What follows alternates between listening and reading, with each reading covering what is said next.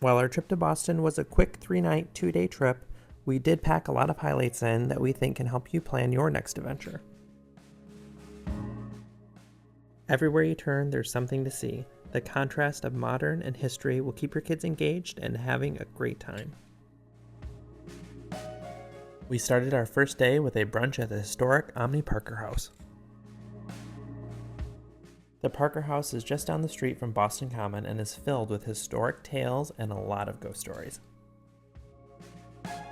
It's also the birthplace of the Boston cream pie. This is the table where John F. Kennedy proposed to Jackie. The Parker House has several placards and callouts, featuring many moments and figures in U.S. history. You're able to go downstairs where the gym is. There's almost a mini museum filled with history.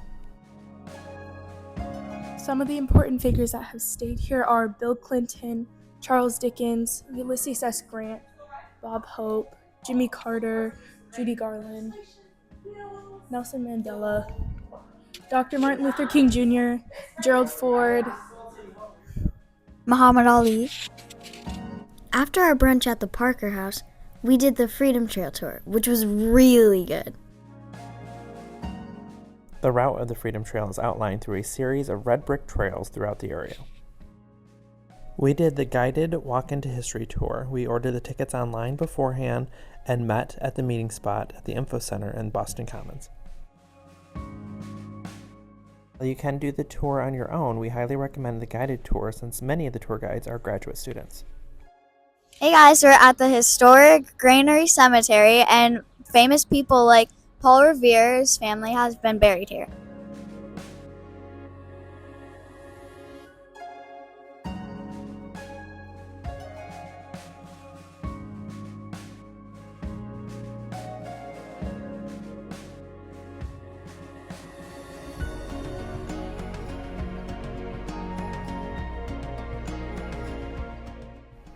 The Old City Hall was originally the first public school in Boston and was attended by Benjamin Franklin.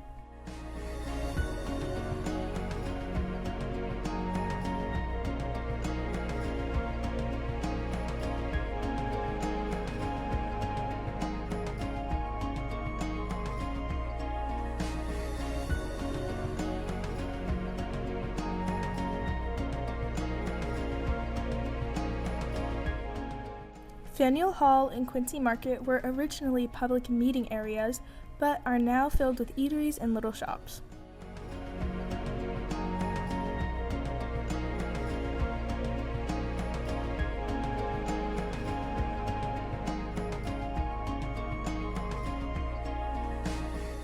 Union Oyster House is the longest running restaurant in America and is filled with history.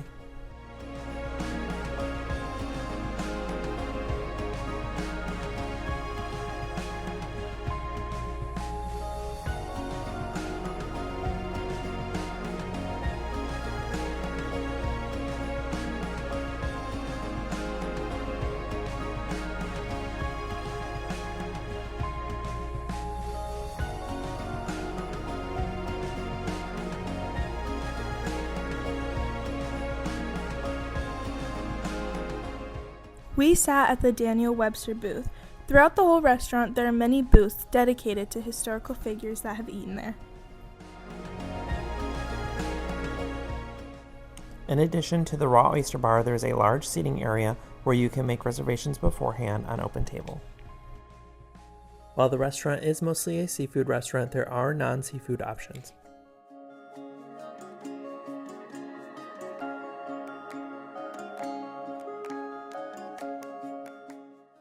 After dinner, we walked back to the hotel through Boston Common. Boston Common is America's oldest public park. Weather permitting, the swan boats operate from 10 to 4 each day.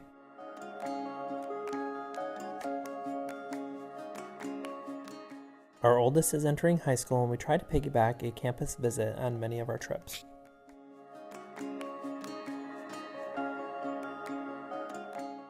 A must-do is the Boston Tea Party Ships and Museums for school-age kids. It's right across the river from the Boston Children's Museum, too.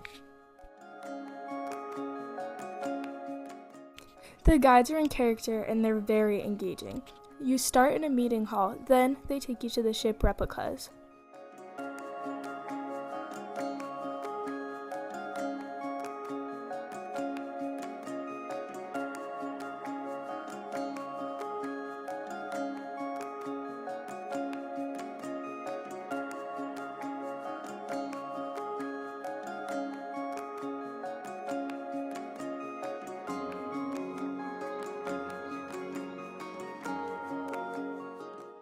We were all pretty amazed at the striking difference between the living conditions of the shipmates and the Admiral.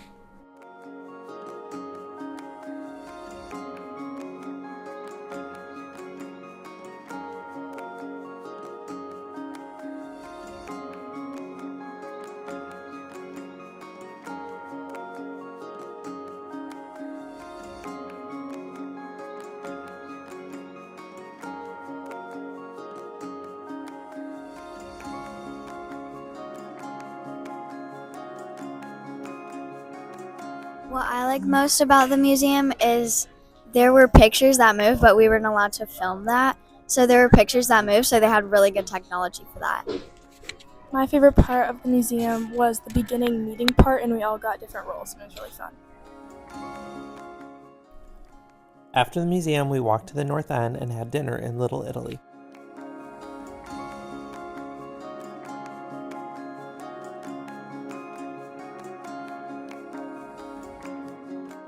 We found an amazing restaurant off the beaten path in Little Italy called Tony and Elaine's.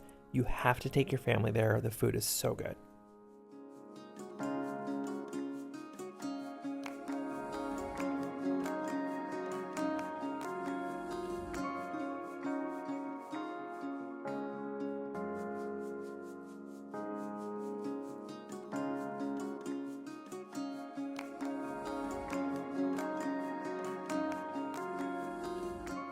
This is some of the best Italian food I've ever had.